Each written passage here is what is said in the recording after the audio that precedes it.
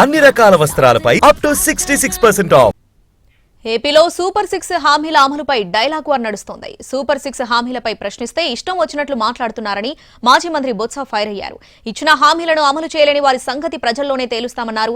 ఆయనకు కౌంటర్ ఇచ్చారు మంత్రి కొండపల్లి శ్రీనివాస్. గత 5 ఏళ్లలో జరిగిన అభివృద్ధి, కూటమి ప్రభుత్వంలో ఏడాదిలో జరిగిన అభివృద్ధిపై చర్చకు సిద్ధమా అని సవాల్ విసిరారు. దేనికోసం ప్రజలు ఓటు అడిగావు? దేనికోసం మరి ఓటు అడిగి ఎందుకు చేయట్లేదు?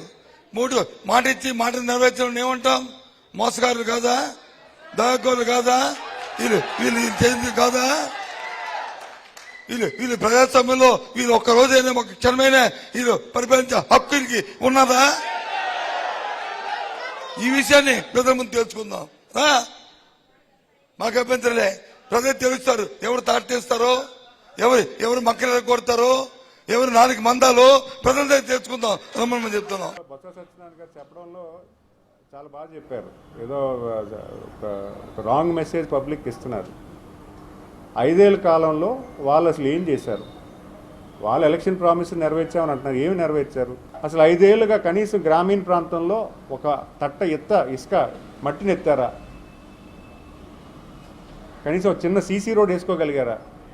సంవత్సర కాలంలో ఈ ప్రభుత్వం ఏం చేసింది, వాళ్ళు పరిపాలన చేసిన సంవత్సర కాలంలో వాళ్ళు ఏం చేయగలిగారు అనే దాని మీద నేను డిబేట్కి రెడీ.